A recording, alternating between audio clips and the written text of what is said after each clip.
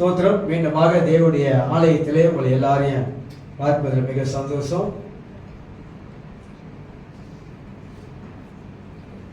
கலாத்தியர் 6ஆம் அதிகாரத்தை நாம் திருப்பிக் கொள்ளும். அதுக்கு முன்பதாக வர்ஷிப் லீடர் கடைசி பாட்டோட என்கிட்ட கொடுத்துடணும். கடைசி பாட்டு இப்போ நான் கொஞ்சம் ப்ரே பண்ணி அடுத்தது அறிவிப்புக்கு போகிறதுக்கு நாம் அப்படி தான் செஞ்சுட்டு வரோம். அதனால் மறந்துடாதீங்க, ஞாபகத்தை வைத்துக்கொள்ளும். கலாத்தியர் புஸ்தகத்தை நான் 6ஆம் அதிகாரத்திலிருந்து 1ஆம் வசனத்திலிருந்து 6 வசனங்களே இன்னைக்கு மீண்டுமாக திருப்பி சிந்திக்க போகிறோம். நம்ம மற்றவர்களை குற்றவாளி என்று தீர்க்கக்கூடாது என்று மத்திய 7ஆம் அதிகாரத்தில் 1லேருந்து 5 வரைக்கும் பார்த்துட்டு வரோம். மற்றவர்களை குற்றவாளி என்று தீர்க்கக்கூடாது என்பதை குறித்து ஒரு பரிசேயனுடைய வாழ்க்கையை குறித்து சில காரியங்களை மத்தியிலே சொல்லி அதனுடைய கோர்வையாகத்தான் இந்த ஆவிக்குரிய மனிதன் என்றதான காரியத்தை மத்தியிலே நான் பேசிக்கொண்டு வருகிறேன். போன வாரத்தில் இந்த 6ஆம் அதிகாரம் 1ஆம் வசனத்தில் உன்னை பற்றி எண்ணிப்பார் என்ற காரியங்களை எடுத்து உங்க மத்தியிலே சொல்லி கொண்டு வர அதை தான் இன்னைக்கு நான் பார்க்க போகிறேன். நான் கடைசியாக நிப்பாட்டும் பொழுது எப்படி அணுக வேண்டும் என்று சொல்லி அடிப்படையில் அதோட நிப்பாட்டினேன். எப்படி ஒரு மனுஷனை குற்றம் செய்த ஒரு மனிதனிடத்துல தவறி விழுந்த ஒரு மனுஷனிடத்துல ஒரு ஆவிக்குரிய மனிதனாய் இருக்கிற நாம் எப்படி அணுக வேண்டும், என்ன மாதிரியான வார்த்தைகளை பயன்படுத்த வேண்டும், அந்த மனிதனை எப்படி தேவனோடு நம்ம ஒப்புரவாக்குவது, எப்படி தேவனுடைய சபைக்குள்ளாக மீண்டுமாக ஒரு ஐக்கியத்துக்குள்ளாக கொண்டு வைக்க வேண்டும் என்று சொல்லி சில காரியமெல்லாம் நான் பேசிக்கொண்டு வந்தேன். இன்னைக்கு 6 காரியங்களே இந்த 6ஆம் அதிகாரத்தில் இருந்து சில காரியத்தை நாம சிந்திக்க போகிறோம். சில வசனங்கள் அடிப்படையில் 1ஆம் வசனத்தை மீண்டுமாக நான் வாசிக்கிறேன். சகோதரரே, ஒருவன் யாதொரு குற்றத்தில் அகப்பட்டால், சகோதரரே உங்களில் ஒருவன் யாதொரு குற்றத்தில் தவறுல இந்த தப்பான காரியத்துல அவன் மாட்டிக்கொண்டு அது விழுந்து விட்டா நம்ம என்ன செய்யணும் அப்படின்னு பைபிள் நமக்கு ரொம்ப அழகா போதிக்கிறது. ஒன்று அறிந்து கொள்ள வேண்டும், வேதம் நம்மளை வளர்க்கிறது. கர்த்தருடைய வார்த்தை நம்முடைய ஆவிக்குரிய வாழ்க்கையை வளர்க்கிறது. ஏன் வளர்க்கிறது அப்படின்னு சொன்னாக்கா, தேவனுடைய வார்த்தையின் மூலமாகத்தான் நம்முடைய வாழ்க்கையை கட்டப்பட முடியும். கடவுளுடைய வார்த்தையை நாம படிப்பதன் மூலமாக, கேட்பதன் மூலமாக பரிசுத்த ஆவியானவர் அந்த தெய்வீக வார்த்தையின் மூலமாக நமக்குள்ளாக பரிசுத்த ஆவியானவர் பேசுகிறார்.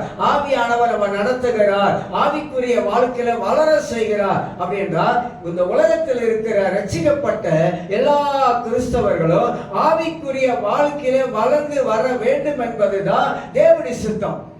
அவர் கடவுளுடைய சித்தம் என்னன்னு கேட்கலாம். நம்முடைய வாழ்க்கையில நாம் வளர வளர வளரதான் நம்முடைய வாழ்க்கையில இருக்கிற இந்த பழைய மனிதன் நம்மளை விட்டு கொஞ்சம் கொஞ்சமா நீங்கி போவான்.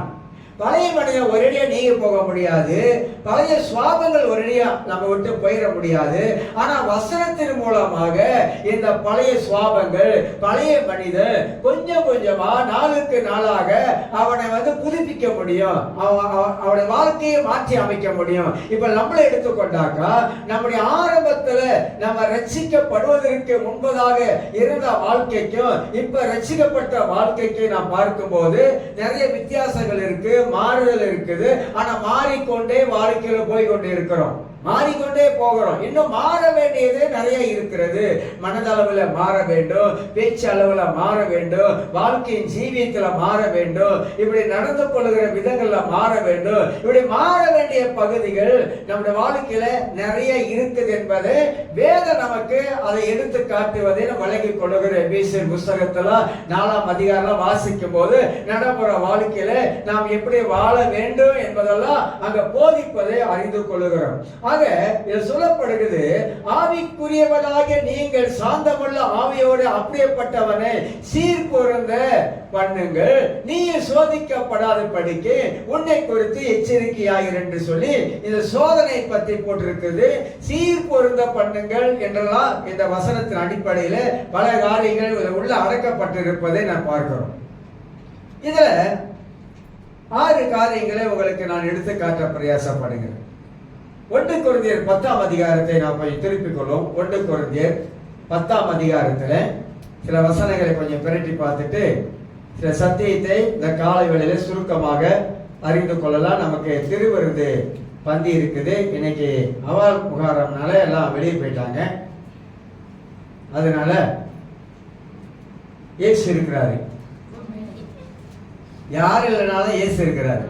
அவ்வளவுதான். அதுதான் நமக்கு தேவை. நான் சொல்றேங்க, ஆண்டவர் நம்ம கூட இருக்கிறாரு. அதனால அவர் நாமத்தை நாம் எல்லாம் வகைப்படுத்தி தான் இங்க கூடி வந்திருக்கிறோம். மனுஷனுக்கு 13 வாசிக்கிறோம் பாருங்க. 1 Corinthians 10:13. மனுஷனுக்கு நேரிடுகிற சோதனை அல்லாமல். அப்படின்னா என்ன சொல்ல வர்றாருன்னா, இதை ஒன்னா கொஞ்சம் பிரிச்சு நாம பார்ப்போம். உலகத்துல எல்லா மனுஷனுக்கும் சோதனை என்பது ஒரு வைக்கப்பட்டிருக்கு. ஆனா இங்க வருகிற சோதனை வேற சோதனை.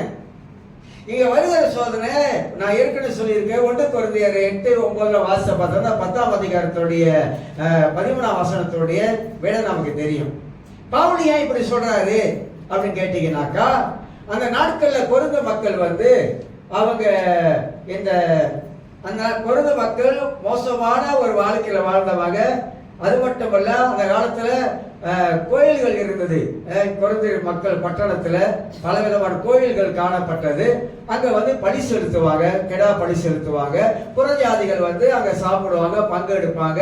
அதுக்கு பிற்பாடு வந்து அங்க மோசமான சில காரியங்கள்லாம் நடக்கும். இங்க பவுல் என்ன சொல்றாருனாக்கா, கொரிந்து மக்களே, எல்லா மனுஷனுக்கும் வருகிற சோதனை தான் நமக்கு வருது. ஆனா நமக்கு ஆண்டவர் வந்து பரிசுத்த ஆவியானவரை தந்திருக்கிறார். ஒண்ணு. ரெண்டாவது, பவுல் சொல்லும் போது நமக்கு வந்து ஆண்டவர் ஞானத்தை தந்திருக்கிறார். இந்த இடத்துக்கு போகலாம், இந்த இடத்துக்கு போகக்கூடாது, புறஜாதிகளுடைய ஆலயங்களுக்கு போகலாமா போகக்கூடாதா என்பதை பைபிள் சொல்லி இருக்குது. போகலாமா போகக்கூடாதா. நிறைய பேர் வந்து போலான்னு சில கருத்தெல்லாம் சொல்றாங்க பாருங்க. சில கருத்தெல்லாம் சொல்ல போகலாம், திருமணத்துக்கு போகலாம், போனா என்ன தப்பு, இப்படிலாம் நிறைய சொல்றாங்க. அது வந்து நீங்களாச்சு. இப்ப அதெல்லாம் வந்து நம்ம சென்சிட்டிவான விஷயம் பாருங்க. அதனால போகலாமா போகக்கூடாதா என்ன கேட்டாக்கா, எனக்கு என் தேவன் எனக்கு பெரியவர், என் தேவன் எனக்கு பெரியவர். சில இக்கட்டான சூழ்நிலையில ஒருவேளை குடும்பத்துல ஒரு ஆள் ரசிக்கப்பட்டிருக்கலாம், மற்றவங்க ரசிக்கப்படாம இருக்கலாம், சூழ்நிலை வந்து வேற மாதிரி இருக்கலாம். கண்டிப்பா நீங்க போய் தான் ஆகணும். பிள்ளை கல்யாணம், அங்கதான் கல்யாணம் வைக்கிறாங்க, நீங்க போக முடியாம இருக்க முடியாது. அது சூழ்நிலை வேற. சந்தர்ப்ப சூழ்நிலையை நம்ம அறிஞ்சிருக்கிறோம். இப்ப ரசிக்கப்பட்டவங்க எல்லாருமாக நம்ம எல்லா ஒரு குடும்பத்தை ரசிக்கப்பட்டா, அல்லது நம்முடைய சொந்தக்காரர்கள் வந்து அந்த இடத்துல ஒரு திருமணம் நடந்துச்சுன்னா விருந்தில போயிட்டு மொழி கொடுத்துட்டு வந்துட வேண்டியதான். ரெண்டு பக்கம் இருக்கிற சூழ்நிலையை நமக்கு விளைவிக்கணும் பாருங்க. ஒருவர் ரசிக்கப்பட்டு குடும்பத்தில் ஒரு திருமணம் நடக்கும் பொழுது நம்ம வந்து தவிர்க்க முடியாத சூழ்நிலையில நம்ம இயேசு ரத்தம் சொல்லிட்டு போயிட்டு வந்துட வேண்டியதான். ஆனா ரசிக்கப்பட்டவங்க குடும்பத்தில் இருக்கும் பொழுது, உறவினர்கள் இந்த மாதிரி நண்பர்கள் கல்யாணம் வரும் பொழுது நம்ம அந்த இடத்துல கொஞ்சம் யோசிக்கணும். விருந்துல போயிட்டு அங்கேயும் நம்ம கலந்து அவங்களுக்கு வை கொடுத்துட்டு வருவது நல்லது. நமக்கு இன்னும் ஒரு மனசாட்சி இருக்கா இல்லையா? பவுலா தான் சொல்றாரு. பவுல் சாப்பாட்டுல கூட சொல்றாரு, உங்களுக்கு ஒரு மனசாட்சி இருக்கா இல்லையா? சாப்பிடலாம், சாப்பிடக்கூடாது அப்படின்னு சொல்ல படைக்கப்பட்டது வச்சு வைக்கப்பட்டிருக்குது. சாப்பிடலாம், சாப்பிடக்கூடாது என்பது நமக்குள்ள இருக்கிற ஒரு மனசாட்சி இருக்குது அப்படின்றாரு. அப்ப நமக்கு தெரியும் இது வந்து நமக்கு ஒத்து வராது என்பது நம்முடைய மனசாட்சிக்குள்ள இருக்கிற பரிசுத்த ஆவியானவர் நமக்கு தெளிவான சில காரியங்களை பேசுவாரு. சில கிறிஸ்தவங்க ரொம்ப வந்து பக்தியா இருப்பாங்க. சில காரியத்தெல்லாம் அவங்க வந்து அப்படிதான் நிற்பாங்க, நின்றுதான் ஆவணம் சொல்லி அப்படி நிற்பாங்க. அந்த மாதிரிலாம் இருக்குது. ஆனா நிறைய பேர் அப்படி இல்லைன்னு சொல்ல வரேன். நிறைய பேர் அப்படி இல்லை, நீ நான் ஒன்றும் வாயில பண்ணிட்டு போயிடுவாங்க, ஒன்னா கலந்துருவாங்க பாருங்க. சோ அந்த மாதிரியான சூழ்நிலை இருக்கு. பலவிதமான சூழ்நிலைகள் இருக்கிறது. இதற்கு மத்தியிலே நாம் வாழ்வதனால நம்ம தேவனுடைய சமூகத்துல போகலாமா போகக்கூடாது என்பது ஜெபம் பண்ணா, கர்த்தர் நம்ம போகலாமா போகக்கூடாது என்பது அவரே சொல்லிடுறாரு. நம்முடைய மனிதனுடைய மனதில் நம்ம ஒரு தீர்மான முடிவு எடுக்கிறதை விட நம்ம தேவ சமூகத்துல உட்கார்ந்து நம்ம ஜெபிக்கும் பொழுது நம்ம போகலாமா போகக்கூடாது என்பது கர்த்தர் நம்ம வாழ்க்கையில திட்டமாக சொல்லிடுவாரு. இல்ல மனசாட்சியை பேச ஆரம்பிக்க வேண்டாம் வேண்டாம் வேண்டாம் என்று மனசாட்சியை நமக்குள்ளாக பேச ஆரம்பிக்க. நான் என்ன சொல்ல வரேன்னா, நம்ம கடவுள் மரித்தொழுது உயிரோடு எழுந்த கடவுள், உயிர் தெழுந்த கடவுள், உயிர் உள்ள கடவுள், பேசுகிற கடவுள், நம்முடைய அந்த ஆண்டவரை தான் நம்ம ஆராதிக்கிறோம், வணங்குறோம், பணிந்து கொள்ளுகிறோம். அந்த மாதிரியான ஒரு எண்ணத்தை தான் நான் உங்களுக்கு சொல்றேன். அந்த மாதிரியான சிந்தனை உள்ளவர்களாக நாம் இருக்க வேண்டும் என்பதை நாம் அறிந்து கொள்ளுகிறோம். ஆக மனுஷனுக்கு நேரிடுகிற சோதனை எல்லாம் சோதனை அங்க இருக்குது. நீ போற இடத்துல ஒரு சோதனை இருக்குது. பவுல் அழகா சொல்றாரு, அந்த சோதனையில நீ மாட்டிக்கொள்ளக்கூடாது, அந்த சோதனையில நீ போய் விழுந்து விடக் கூடாது. அதனால தான் தடுக்கிறாரு. இப்ப நமக்கு இதை தெரியணும். சில வேளையில பாருங்க, நமக்கு ஒரு இடத்துக்கு போகும்போது ஒரு மனதுல ஒரு கலக்கம் ஏற்படும், இல்ல நமக்கு மனதுல ஒரு சமாதானம் இருக்காது, சில வேளை ஒரு தடைகள் ஏற்படும். அப்ப நம்ம தெரிஞ்சு கொள்ளணும், இது கடவுளுக்கு சித்தம் கிடையாது நமக்குலாம் போறது இப்படி செய்யுது அப்படின்னு நம்மளா நன்றாக உணர்ந்து கொள்ளணும். சில நினைப்பாங்க, பரவாயில்ல மனசுல ஒரு சமாதானம் இல்லத்தான், போனேன் சமாதானம் இல்லத்தான், ஆனா போயிட்டு வந்தா ஒரே பிரச்சனை வச்சுருவாங்க. தெரியுதுல்ல, சமாதானம் இல்லை நமக்கு தெரியுதுல்ல, மனதுல ஒரு மாதிரியான கலக்கம் இருக்கா தெரியுது, இருக்குதா இல்லையா? அப்படி இருக்கும் பொழுது நம்ம என்ன செய்யணும், அதை நம்ம நிப்பாட்டுவது நமக்கு நல்லது. இல்ல நாங்க நகமும் சதையா நாம இருந்துட்டோம் அப்படின்னு நினைச்சு நம்ம போறதுனால நிறைய நமக்கு பிரச்சனைகள் இருக்குது. அதனாலதான் பவுல் இப்படி எல்லாம் சொல்றாரு. அதனால எல்லா மனுஷனுக்கும் வருகிற சோதனை இருக்குது, நமக்கும் சோதனை இருக்குது. ஆனா அந்த சோதனை எப்படிப்பட்ட சோதனை? சோதனைகளில பைபிள்ல பல விதமான சோதனைகள் நமக்கு இருக்குது. ஒரு விதமான சோதனை இல்ல, கிறிஸ்தவருக்கு பலவிதமான சோதனைகள் நமக்கு வைக்கப்பட்டிருக்கிறது, பரீட்சைகள் வைக்கப்பட்டிருக்கிறது, கண்ணிகள் வைக்கப்பட்டிருக்கிறது. கண்ணினா தெரியுங்களா? 12 பேர் கட்டுறான் ட்ராப். இந்த மாதிரி பலவிதமான கண்ணிகள் இருக்குது. பைபிள்ல நீதிமொழிகள் அழகா சொல்றாரு, பட்சிகளுக்கு முன்பதாக வலையை விரிப்பது விருதா, அதுக்கு முன்பதாக நீ வலையை போட்டா அது விருதா, ஏன்னா அதுக்கு தெரிஞ்சிருச்சு. அந்த மாதிரி நம்ம கண்ணுக்கு தெரியாம பிசாசு நமக்கு கண்ணியை வைப்பான், இந்த மாதிரி சோதனைக்கு கூடிய கண்ணிகளை வைப்பான். நம்ம காலை வைக்கும் போது மாட்டிக்குவோம். அதுல அப்படி நிறைய மாட்டினவங்க இருக்காங்க, நிறைய அதுல விழுந்தவங்க இருக்காங்க. சோதனை என்பது ரொம்ப ரொம்ப கவனம் உள்ளதா இருக்கணும். அதுதான் யாக்கோபு புத்தகத்துல நான் வாசிக்கிறேன். யாக்கோபு 1ஆம் அதிகாரத்துல இதெல்லாம் அடிக்கடி நாம் வாசித்து காட்டி இருக்கிறோம். ஏன் அடிக்கடி வாசித்து காட்டுறோம் அப்படின்னாக்கா, அடிக்கடி தேவனுடைய வார்த்தையிலே நாம ஞாபகப்படுத்தி கொண்டே இருக்கணும், ஞாபகப்படுத்தி வச்சு கொண்டே இருக்கணும். பவுல் பேதுரு ஒரு இடத்துல சொல்றாரு, 1 பேதுரு நினைக்கிறேன், அதை உங்களுக்கு காட்டிடுறேன். 1 பேதுரு வாசிக்கிறேன், மன்னிக்கிறேன், 2 பேதுரு 1ஆம் அதிகாரத்தை வாசித்து காட்டுறேன். 12-13 வாசிக்கிறேன். இது நிமித்தம் இவைகளை நீங்கள் அறிந்தும் நீங்கள் இப்பொழுது அறிந்திருக்கிற சத்தியத்தில் உறுதிப்பட்டு இருந்தும் உங்களுக்கு இவைகளை எப்பொழுது நினைப்பூட்ட நான் அசதியாகிறேன். யார் சொல்றா? பேதுரு சொல்றாரு. இதெல்லாம் உங்களுக்கு நான் தெரிஞ்சிருந்தாலும் ஆனா எப்பொழுதும் தேவனுடைய வார்த்தையை உங்களுக்கு நான் நினைப்பூட்டி கொண்டே இருக்கிறேன். நம்முடைய கர்த்தராக இயேசு கிறிஸ்து எனக்கு அறிவித்தபடி நான் என் கூடாரத்தை விட்டு போவது சீக்கிரத்தில் நேரிடும் என்று அறிந்து அப்படின்னு விளக்கிறார். இப்ப என்ன சொல்றாரு அந்த இடத்துல? பேதுரு சொல்லும் பொழுது, இவ்வளவு காலமா அவங்க மத்தியில இருந்து இயேசு இந்த உலகத்தை விட்டு அவர் போன பிற்பாடு நாங்கள் உங்களுக்கு போதித்த வசனங்களை நாங்கள் மீண்டுமாக நினைப்பூட்டி கொண்டே இருக்கிறோம். ஏனென்றால் இந்த தேகத்தை இந்த உலகத்தை விட்டு போகக்கூடிய நாள் எங்களுக்கு நெருங்கி விட்டது. ஆக நீங்க கேட்டவைகளை மறந்துடக்கூடாது.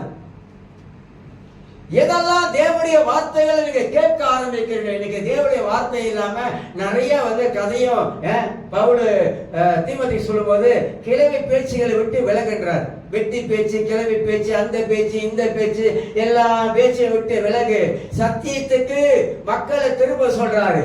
சத்தியம்தான் சத்தியத்துல தான் நம்ம வாழ முடியும். சத்தியம் தான் நம்ம வாழ்க்கையை கட்ட ஆரம்பிக்கும். தேவனுடைய வார்த்தை தான் நம்ம வாழ்க்கையில நன்மையை கொண்டு வரும். தேவனுடைய வார்த்தை தான் வாழ்க்கையில விடுதலையை கொண்டு வரும். தேவனுடைய வார்த்தை தான் நம்ம வாழ்க்கையில சமாதானத்தை கொண்டு வரும். தேவனுடைய வார்த்தை தான் நம்ம வாழ்க்கையில நினைப்பூட்டி கொண்டே இருக்கும். கடவுளுடைய வார்த்தை ஏன் பேதுரு வந்து கடைசி காலம் சொல்றாருன்னா, நான் உங்களுக்கு சொன்னவைகளை மீண்டுமாக நினைப்பூட்டுகிறேன். ஏன்னா எல்லாம் மறந்துடும். இதை கேட்டுட்டு கீழே போய் பிரசங்க என்ன பண்ணாரு கேட்டா, அதை ஏன் கேட்கறீங்க அப்படின்னு, அதை ஏன் கேட்கறீங்கன்னு. ஒரு அம்மா அப்படிதான் வெளியில இருந்து இந்தியால இருந்து வச்சுங்களேன், ஒரு பிரசங்கர் வந்து பிரசங்கம் பண்ணியிருக்காரு. சேர்ச்சியில் சொல்லியிருக்கேன்னு தெரியல. ஐயா வரல, வீட்டில் இருந்திருக்காரு. எங்க பாருங்க சேர்ச்சியில் பெண்கள் தான் வலிஞ்சு நிற்பாங்க. ஆண்கள்லாம் ரொம்ப குறைவு சேர்ச்சி வர்றது. பெண்கள் தான் எங்க ஒரு ஜப கூட்டமா பெண்கள் தான், எந்த கூட்டமா வர பெண்கள் தான் இருப்பாங்க நிறைய. அம்மா வந்து சேர்ச்சிக்கு வந்துட்டு வீட்டுக்கு போடலாம். ஐயா கேட்டிருக்கிறாரு, என்ன அவர் பிரசவம் பண்ணாரு, அதையா நீங்க கேட்கறீங்க? நீங்க வந்திருக்கணும், நீங்க வந்து உட்கார்ந்து கேட்டிருக்கணும். என்ன மாதிரி பேசினாரு தெரியுமா அவரு, என்ன மாதிரி பேசினாரு, அது என்னதான் பேசினாரு அதுதான் தெரியல. நிறைய பேரு நிறைய பிரசங்கியார்கள் வந்து வரும்போது நல்ல வார்த்தைகளை பேசியிருக்கிறாங்க. நல்ல நல்ல வார்த்தைகள், மனதை தொடக்கூடிய வார்த்தைகள், நம்முடைய ஆவியை தொடக்கூடிய வார்த்தைகள், நம்முடைய வளரக்கூடிய வார்த்தைகள், இப்படி தேவன் தீர்க்க தரிசனமாக பேசின வார்த்தைகள், பைபிள்ல இருந்து பிரசங்கத்தின் மூலமாக கர்த்தர் நம்முடைய உணர்வுகளை தொட்ட வார்த்தைகள், இப்படிலாம் நிறைய வார்த்தைகள் வந்து ஆண்டவர் பேசி இருக்கிறார். ஆனா அவங்க அதை வைத்து அவங்க யோசிக்காமல் அந்த வார்த்தையை கேட்கிற அந்த நேரத்துல அவங்க உணர்வு அடைகிறாங்க. ஆனா அதை கேட்டு கீழே போன பிற்பாடு அப்படியே மறந்துடுறாங்க. மறக்காம இருக்கணும், செய்திகளை மறக்காம மனதில் வைக்கணும். ஒரு செய்தியை கேட்டா அந்த செய்தி மனதில் தங்கக்கூடியதாக காணப்படணும். எத்தனையோ செய்தி நானும் கேட்கிறேன், ஆனா என் மனதில் வந்து சில செய்திகள் தங்கி அப்படியே இருக்கும். கேட்ட செய்தி எத்தனை வருஷமானாலும் அந்த செய்தி வந்து மனதை விட்டு நீங்காது. ஏன்னாக்கா தேவன் பேசுகிற வார்த்தையில தான் எல்லா விதமான நன்மைகள் உண்டு. அந்த வார்த்தை தான் ஒரு மனிதனை கடைசி காலங்களில் நியாயம் தீர்க்க போகிறது. மனிதனுக்கு அந்த பயம் இருக்க வேண்டும். கடைசி காலங்களில் இயேசு சொன்னாரு, வானமும் பூமியும் ஒளிந்து போகும், நிச்சயமா ஒளியும். உலகம் அப்படியே தான் இருக்கும். உலகத்தில் இருக்கிற மக்கள் ஒளிந்து போவாங்க. புதிய வானம் புதிய பூமி ஆண்டு நமக்கு உண்டாக்குவாரு, அது உண்மைதான், இல்லைன்னு சொல்ல வரல. ஆனா இயேசு சொல்றாரு, இந்த வானமும் பூமி ஒளிந்து போனாலும் என்னுடைய வார்த்தை ஒரு நாளும் ஒளிந்து போகாது. இப்ப கடவுளுடைய வார்த்தை ஒரு நாளும் ஒளிந்து போகாது, மாறாது, மாற்ற முடியாது.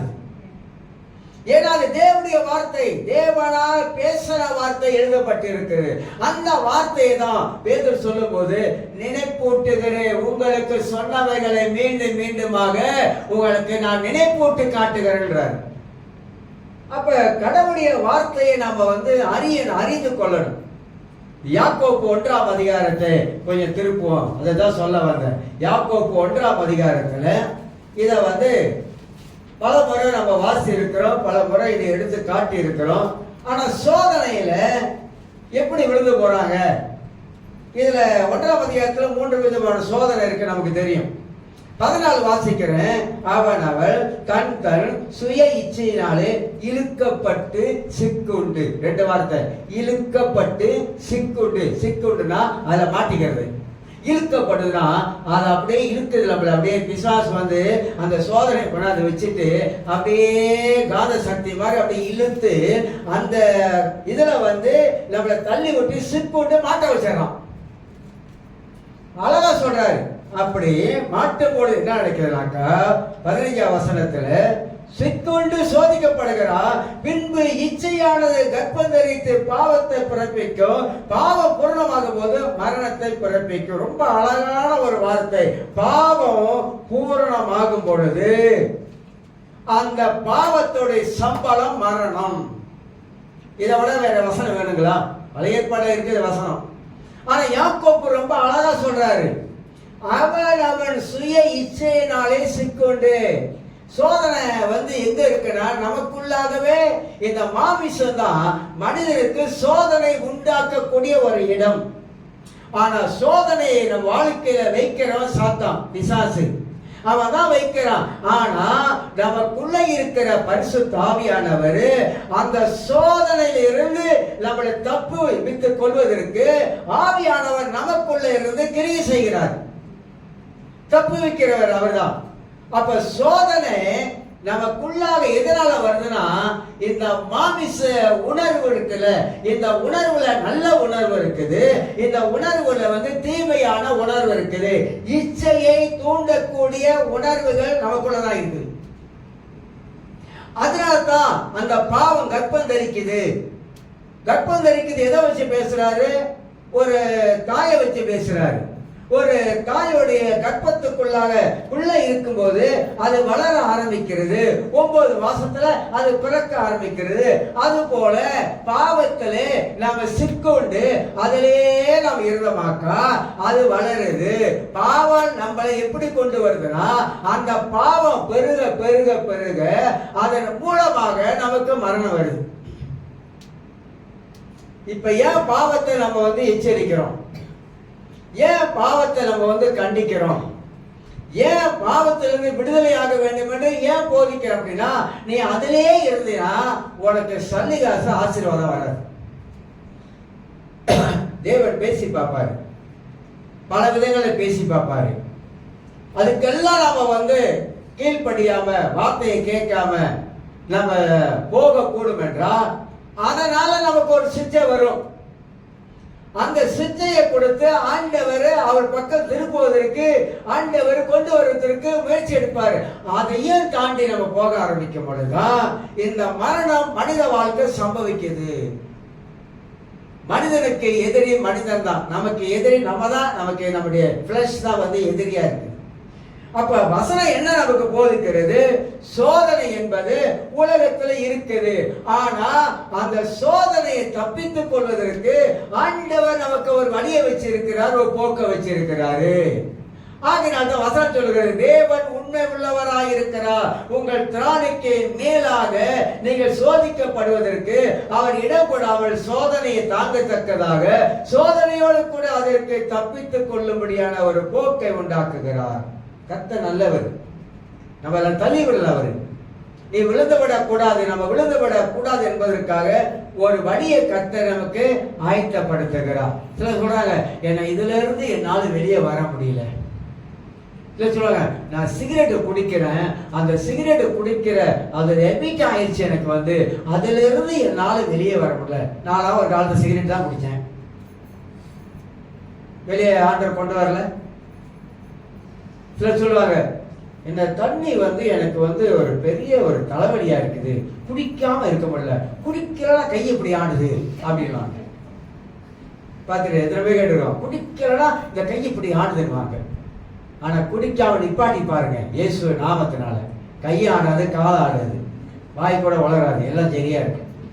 நம்ம என்ன பண்றோம், அந்த பலவீனத்துல வச்சுக்கிட்டு இது என்னால முடியாது, எனக்கு குடிக்காம செத்துருவேன், டாக்டர் செத்துருவேன்ட்டாரு, செத்தாது பரலோகம், அதை விட்டு தொலைச்சு விட்டு செத்தாது பரலோகமாவது போய் அங்கேயாவது போய் சேரு நிம்மதியா. அதை குடிச்சு என்னத்த வாழ்க்கையில சாவதான், நான் உள்ளுக்குள்ளதெல்லாம் தின்னுட்டு கடைசியா ஏன்பா செத்தானா, குடி குடி குடிச்சு குடிச்சே செத்தான் அப்படின்றாங்க. நல்ல பேரா சாவுல நல்ல பேர் அவனுக்கு சாவுல கிடைக்கிறது உனக்கு இல்ல. கேட்கறான், இப்ப செத்ததே நல்லதா போச்சு அப்படின்னு.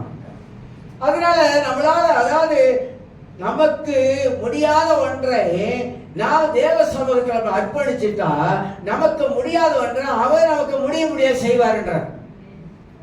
முடியாத ஒண்ணல்ல, தேவனால கூடாத ஒண்ணு இல்ல, முடியாத ஒண்ணு இல்ல, எல்லாமே ஆண்டவரால கூட.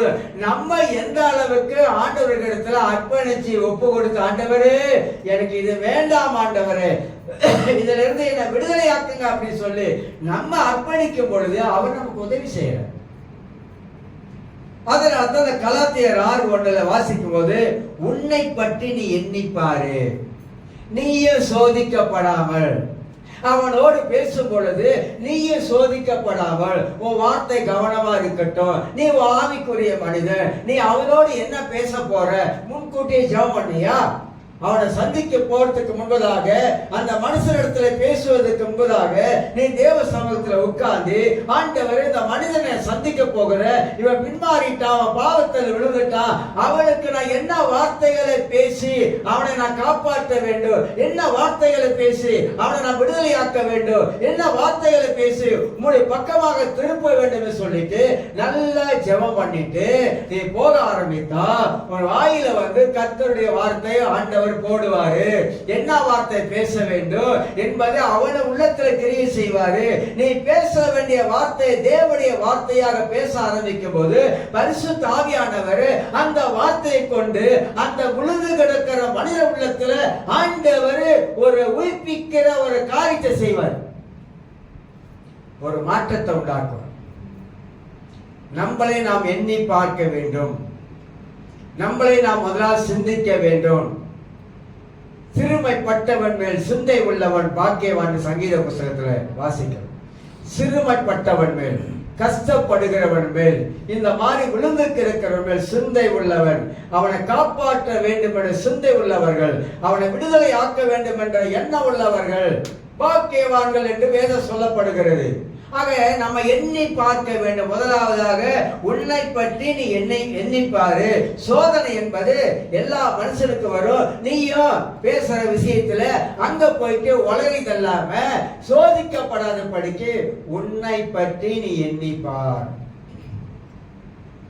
நம்மள எப்போதுமே நம்மளை பரிசோதித்து கொண்டே இருக்கணும், நம்மளை செக் பண்ணி கொண்டே இருக்கணும். ஒவ்வொரு நாள் டெய்லி நம்முடைய வாழ்க்கையில ஜெபத்தின் மூலமாக நம்மளை பரிசோதித்து கொண்டே இருக்கணும். நம்மளை பத்தி நாம் எண்ணி பார்த்து கொண்டே இருக்க வேண்டும். ஒன்று கொஞ்சம் புஸ்தகத்துல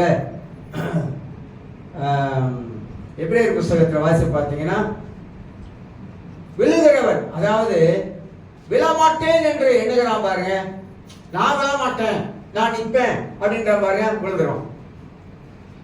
அழகா சொல்றாரு, விழமாட்டேன் என்று நீ நினைக்காத, உனக்கும் யானைக்கும் ஒரு நாள் அடி சறுக்கும் அப்படின்னாங்களே. சில சந்தர்ப்ப சூழ்நிலைகள் வரும் பொழுது, உன் வாழ்க்கையில ஏதாவது ஒரு சோதனை வரும் பொழுது அதுல நீ விழுவதற்கு ஏதுவான ஒரு காரியம் உனக்கு ஏற்படுவதற்கு வாய்ப்பு இருக்கும். அதனால உன்னை பத்தி நீ எண்ணிப்பாரு. உன்னை பத்தி நீ பெரிய மேன்மையா ஒன்று எண்ணாத.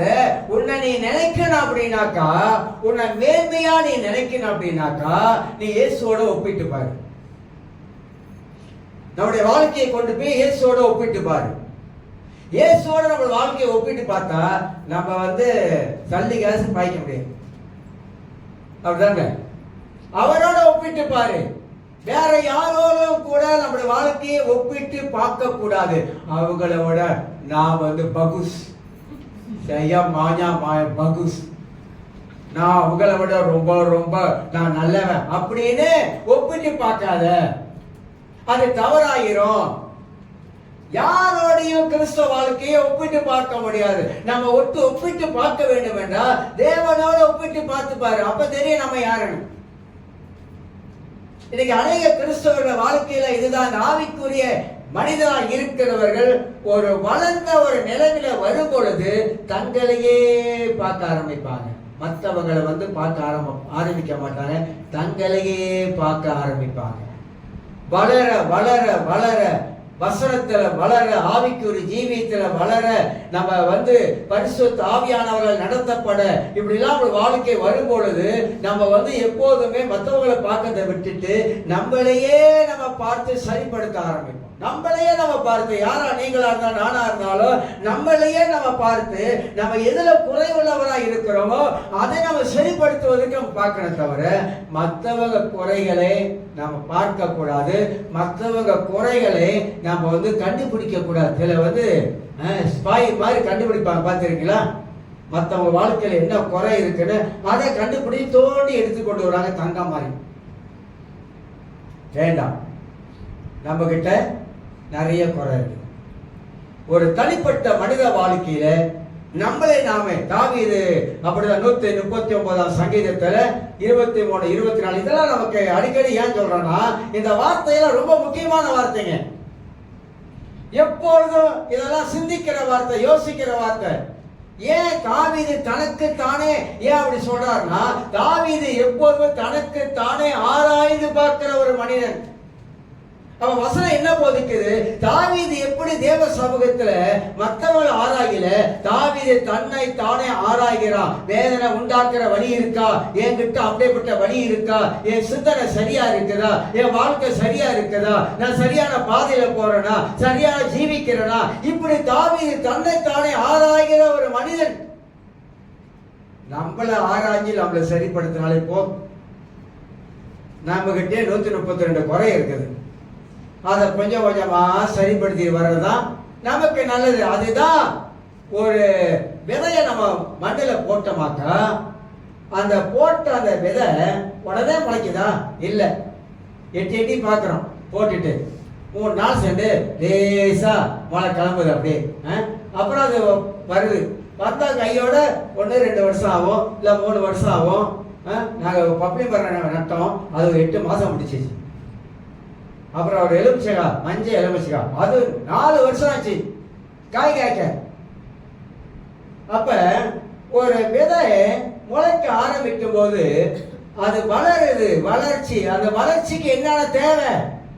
அதுக்கு தண்ணி தேவை, நல்ல மண்ணு தேவை. அது வளர்ந்து வர வளர்ந்து வர வளர்ந்து வர வளர்ந்து வர அது காய் காய்க்கக்கூடிய ஒரு நேரம் வருது. பூ பூக்குது, காய் காய்க்குது. அந்த காய் காய்க்கிற நேரம் வரும் பொழுது அந்த மரத்து முழுவதும் காய் இருக்கும்போது, நட்டவன் விதையை போட்டவன் மரத்தை பார்க்கும்போது அந்த மரத்துல நிறைய காய்கள் இருக்கும்போது அந்த தோட்டக்காரனுக்கு அவ்வளவு சந்தோஷமா இருக்கும். அதனால தான் இந்த வருஷம் வச்சிருக்கிறோம், நீங்கள் மிகுந்த கனிகளை கொடுப்பதனால என் பிதா மகிமைப்படுவார். மிகுந்த கனிகளை.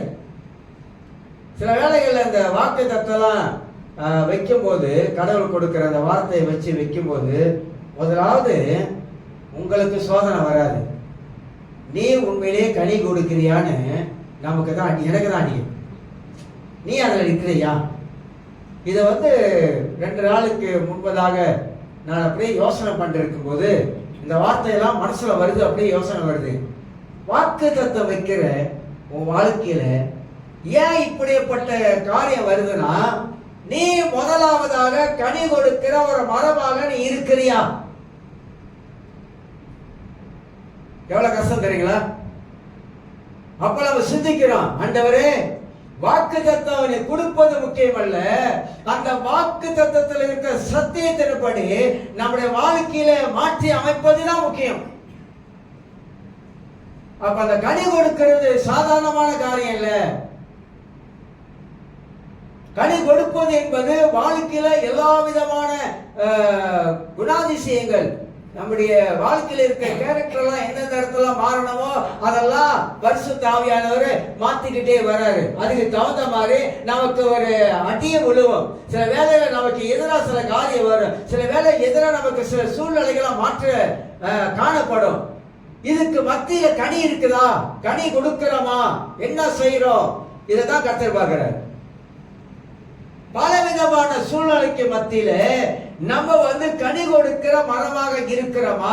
அல்லது பலவிதமான பிரச்சனை வரும் பொழுது அந்த நேரத்துல நம்முடைய மனதை என்ன சொல்லுது, நம்ம இருதயம் என்ன சொல்லுது, நாம் எப்படி அந்த பலவிதமான பிரச்சனை மத்தியில நாம என்ன செயல்படுகிறோம், என்ன செய்து கொண்டு இருக்கிறோம் என்பதும் பைபிள்ல பரிசுத்தவான்கள் கடந்து வந்த பாதைகளை கொஞ்சம் அப்படி திரும்பி பார்த்தோமா? அவங்க எப்படி கடந்து வந்திருக்கிறாங்க, சோதனைகளை எப்படி ஜெயித்து இருக்கிறாங்க, எப்படி மேற்கொண்டு இருக்கிறாங்க. சிங்க கபில கொண்டு போய் தானியல் போட்டாங்க. அப்ப ஏற்கனவே சொல்றாங்க 90 வயசு. கபில சிங்க கபில போட்டாங்க. நமக்கு சிங்க கபில நம்ம கொண்டு போய் உள்ள ஜூல கொண்டு உள்ள கொண்டு இறக்கினா எப்படி இருக்கும்? அவ்வளவுதான். பாருங்க, அந்த மாதிரியான சூழ்நிலை, அந்த சூழ்நிலை மத்தியில தானியேல் எப்படி இருந்திருப்பாரு? இதுதான் நமக்கு வருகிற சில சூழ்நிலைகள்லாம் மாறுபட்டதா இருக்குது. ஆனா அன்றைக்கு பழைய ஏற்பாட்டு காலத்துல வாழ்ந்த தேவனுடைய மனிதர்கள் வாழ்க்கையில் வந்த சூழ்நிலைகள் வேற. எல்லாம் உயிர் சம்பந்தப்பட்டது, மரணம் சம்பந்தப்பட்டது. அப்போஸ்தல காலத்துல நீங்க வாசித்து பார்த்தீங்கன்னா, அப்போஸ்தல ஊழியம் செய்த காலத்துல அவங்களுக்கு வந்த போராட்டம், பிரச்சனை கொஞ்ச நஞ்சல. அந்த போராட்டத்தை மத்தியில இயேசுவுக்காக நின்னாங்க. இயேசுவை யாரும் மறுதலிக்கல, அப்போஸ்தல யாரும் இயேசுவை மறுதலிக்கல, நின்னாங்க, வாழ்ந்து காட்டினாங்க, உயிரை பணைய வச்சாங்க. அதுதாங்க கிறிஸ்துவுக்காக நிக்கிறது, இயேசுவுக்காக நிக்கிறது. அதுதான். சோதனைகள் எவ்வளவு வந்தாலும் மன ரம்மியமா இருக்கணும். சோதனை மத்தியில நம்ம தைரியமா இருக்கணும். முடியும், நம்மளால முடியும். கடவுளுடைய வார்த்தை பைபிள்ல எழுதப்பட்டிருக்குது. தேவனால கூடாத காரியம் ஒன்றுமில்லை, தேவனால கூடும். அவரை தொழுது கொள்ளுகிற ஒரு நாள் வெட்கப்பட்டு போனதில்லை. இந்த வார்த்தையெல்லாம் மனதுக்குள்ளாக அறிக்கை செய்ய நம்முடைய ஆவிக்குள்ளாக ஒரு பலன் வரும்.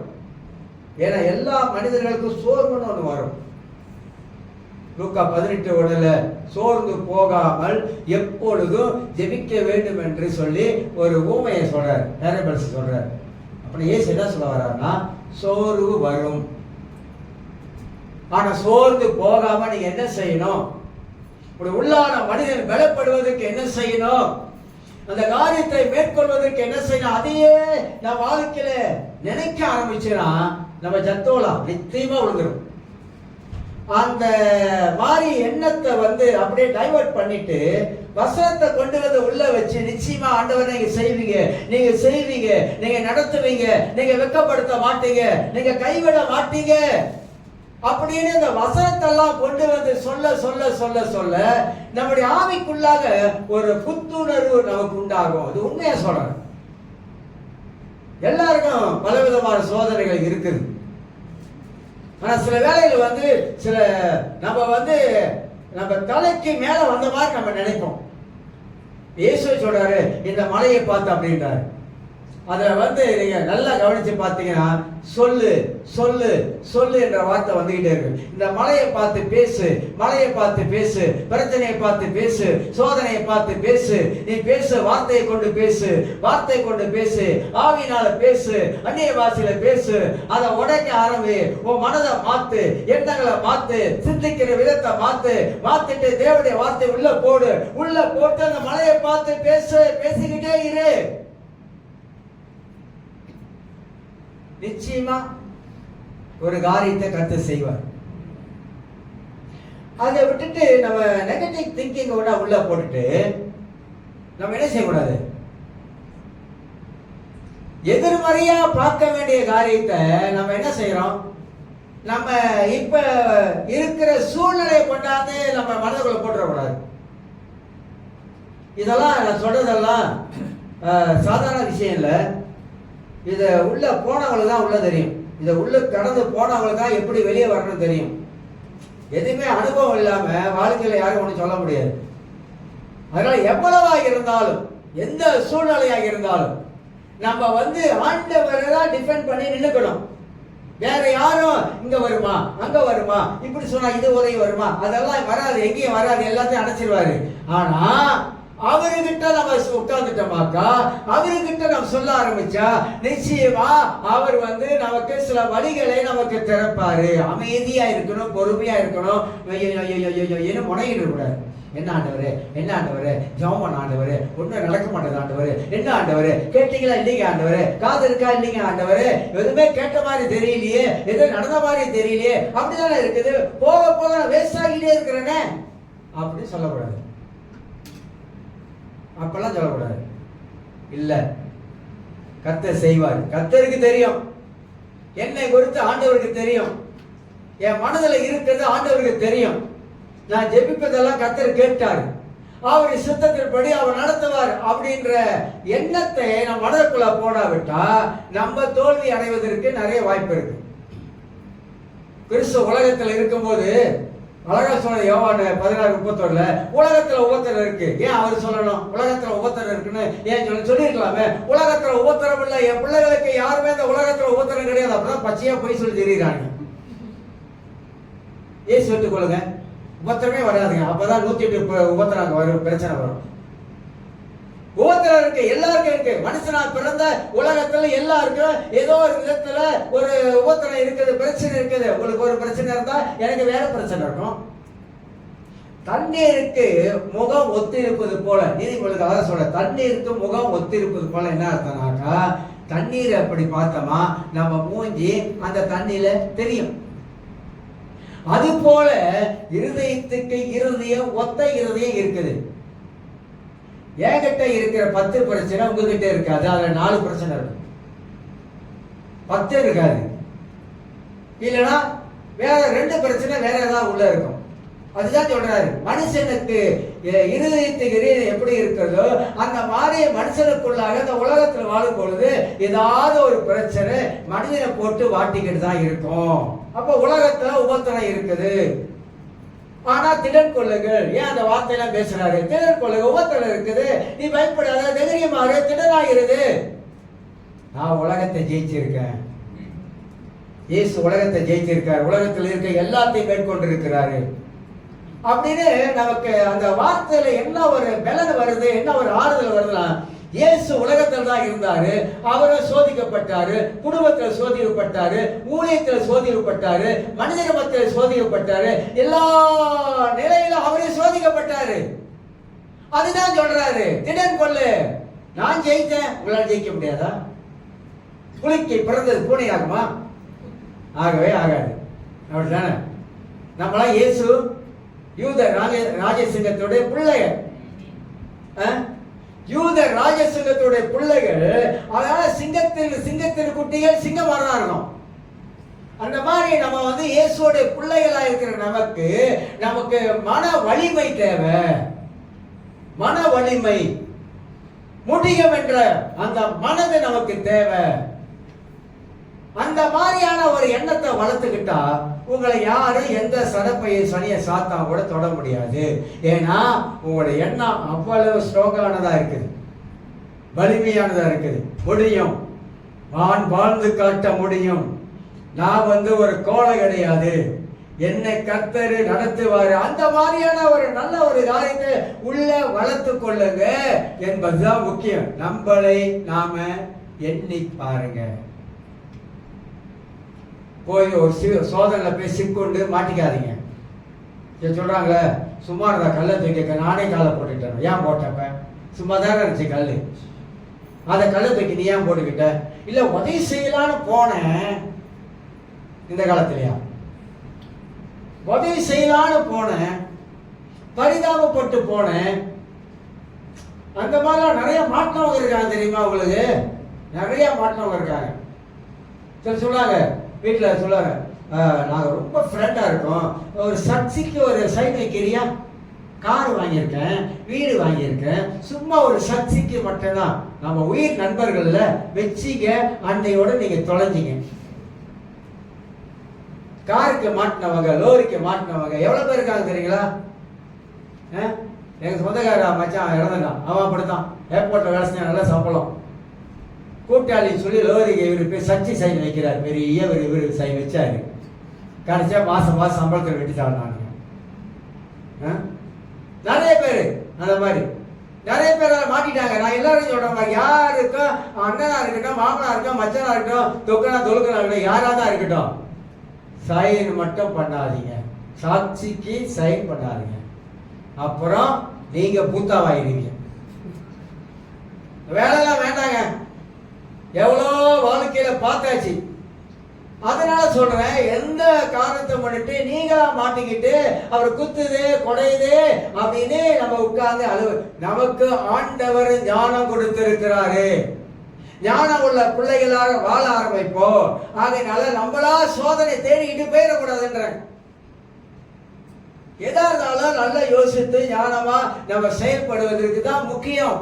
அதுதான் தேவன் விரும்புகிறார். அப்ப நான் தான் சொல்றாரு, நீ ஒரு ஆவிக்குரிய மனிதன் தானே, நீ அவங்ககிட்ட போகும் பொழுது என்னென்ன வார்த்தைகளை பேச வேண்டும் என்பது முதலாவது நீ ஜெபம் பண்ணிட்டு உன்னை நீயே முதலாவது எண்ணிப்பார். நீ எல்லாத்திலும் கரெக்டா இருக்கியா இல்லை தானே? அந்த மாதிரி தான் ஆகணும். உன்னை காப்பாற்ற தான் நீ போற. கடைசியாக சொல்லி பிடிக்கிறேன், வருதாம பார்க்குறீங்க. யோபு கூட இருந்த கூட்டாளியும் பணக்காரனுங்க. யோபு வந்து அந்த காலத்தில் பணம் கோடீஸ்வரனா, பயங்கர கோடீஸ்வரன். அந்த காலத்தில் ஆடு மாடு ஒட்டகம் வச்சா பெரிய பெரிய ஆள். கூட இருந்தவனெல்லாம் அப்படித்தான். அவனுடைய பணக்காரனோட சேர்ந்துருப்பான், ஞானியோடு சேர்ந்துருப்பான். இப்படிதான் பைபிள் சொல்லுது. ஆனால் அவன் தப்பு பண்ணலை, எந்த பாவம் செய்யலை. ஆனால் சாத்தான் அனுமதி கேட்டு சோதிக்க வரான். சோதனை வருது, கர்த்தர் அனுமதிச்சிட்டாரு. யோபுக்கும் தெரியாது, கர்த்தர் தான் இதெல்லாம் அனுபவிச்சிருக்கிறாரு அப்படி யோபுக்கும் தெரியாது. தெரியாம ஒன்று நடக்குதுங்க. நான் வாழ்க்கை சில வேலை தெரியாம ஒன்று நடக்கும், அப்பதான் நமக்கு தெரியும். ஆனா கூட இருந்த நண்பர்கள் வந்தாங்க பாருங்க, நல்லா பைபிள் வந்து நமக்கு நல்ல ஒரு ஆவிக்குரிய பாடத்தை கற்றுக் கொடுக்குதுங்க. பணம் இருக்கும் போது எல்லாம் கூட இருந்து எல்லாம் செஞ்சாடி. இப்ப பணம் அவன் இழந்துட்டான், எல்லாத்தையும் இழந்து ஓட்டாடியா உட்கார்ந்து இருக்கான். படு மோசமான சூழ்நிலை தள்ளப்பட்டுட்டான். ஒரு வாரம் வந்தானுங்க, நல்லா பேசினானுங்க. மறாவது வேற ஆரம்பிச்சிட்டானுங்கள வேலைய. யோபு, நான் நினைக்கிறேன் நீ வந்து ஏதோ ஒரு பாவம் பண்ணிட்ட, அதனால தான் கர்த்தர் உன்னை இப்படி தண்டிக்கிறாரு. ஓடுறானுங்க பாருங்க வார்த்தைய. அவனே நொந்து உட்கார்ந்து இருக்கிறான், நூலாய் உட்கார்ந்து இருக்கிறான். மனைவி வேற தங்கமான வேற. அவன் வந்து தேவனை தூசித்து ஜீவனை விடு, வாழ்ந்ததெல்லாம் போதும் போ அப்படின்ட்டான். இதெல்லாம் நான் என்ன சொல்றேன், அவனுடைய மனநிலைமை எப்படி பாதிக்கப்பட்டிருக்குன்னு யோசிச்சு பாருங்க. யோபுடைய மனநிலைமை, 10 பிள்ளைங்க, சொத்து எல்லாம் போயிருச்சு, சரீரத்துல சுகம் வீணமா போச்சு, காலில் கருத்துருச்சு, புழு வந்துருச்சு, காலில் புழு, வாடை, சரியான வாடை அடிக்குது. மனைவி இப்படி சொல்லிட்டா. இப்ப கூட இருந்த நண்பர்கள் ஒரு வாரம் நல்லா பேசுறானுங்க, மறாவது வாரம் எல்லாம் கழட்டிடுச்சானுங்க. இப்ப அந்த ஒரு தனிப்பட்ட மனிதனுடைய மனநிலைமை எப்படி இருக்கும் அப்படி யோசிக்கணுங்க. நம்ம வந்து அவனுடைய தனிப்பட்ட மனநிலைமை எந்த அளவுக்கு போராட்டமா இருந்திருக்க. கூட இருந்த நண்பர்கள்லாம் இப்படி பாவம் பண்ணிட்ட அதனால்தான் உனக்கு இப்படி அப்படி சொல்ல ஆரம்பித்தா. யோபு எந்த அளவுல பாதிக்கப்பட்டிருப்பான். வாயில சொல்றாங்க அவன் வாழ்ந்தவன். நம்ம வாயில பேசிட்டு இருக்கிறோம். ஒரு மனுஷன் வந்து சில காரியத்துல கடந்து போகும்போதுதான் அது தெரியும் அந்த அவனுடைய வாழ்க்கை எப்படிலாம் இருந்திருக்கும் அப்படின்னு. அதனால நாம் எப்போதுமே ஒரு ஆவிக்குரிய மனிதனாக இருக்க பழகும். எப்பொழுதுமே அந்த சிந்தனை நமக்கு எப்போது இருக்கும். அது யார் எப்படிப்பட்ட மனிதனாக இருந்தாலும் பரவாயில்ல. சிலர் விழுதுட்டா கை தட்டி சிரிப்பாங்க, சிரிக்காதீங்க. நாளைக்கு அதே நிலைமை நமக்கு வராது என்பது நிச்சயம் கிடையாது. நாளைக்கு அதே நிலைமை அந்த மனுஷனுக்கு வந்த நிலைமை நமக்கு வந்தா அப்பதான் அந்த வழி தெரியும். ஐயோ இவ்வளவு கஷ்டப்பட்டிருப்பான், இன்னைக்கு எப்படி நம்ம சிரிச்சமே கை தட்டணுமே, இன்னைக்கு அதே நிலைமை நமக்கு வந்துருச்சு அப்படின்ற நிலைமை வரும்பொழுதுதான் அந்த உணர்வே அப்பதான் சுருக்குன்னு சதையெல்லாம் அப்பதான் சுருக்குன்னு வலிக்கும். இதெல்லாம் யார் யோசிக்கணும்? ஒரு ஆவிக்குரிய மனிதன் அவன் சரியா சிந்திக்கிற மனிதனாக இருப்பான். யாரையும் நியாயம் கேட்க மாட்டான், பணார நியாயம் கேட்க மாட்டான். அதனால இந்த காலவெளியில கர்த்தர் எல்லாரையும் ஆசீர்வதிக்கணும். இந்த சத்தியம் தான் நம்மளை வாழ வைக்கிறது, இந்த சத்தியம் தான் நம்மளை உயிரடைய செய்கிறது, சத்தியம் தான் தேவன் பக்கமாக நம்ம திரும்பி கொண்டு போகுது. இந்த சத்தியம் தான் நம்முடைய வாழ்க்கையில ஒரு ஆவிக்குரிய மனிதனா உருவாக்கி கொண்டு இருக்கிறோம், உருவாக்கப்பட்டு கொண்டு இருக்கிறோம். பந்தில எல்லாரும் பங்கு கொள்வதற்கு எல்லாரும் எடுத்துருப்பாங்க.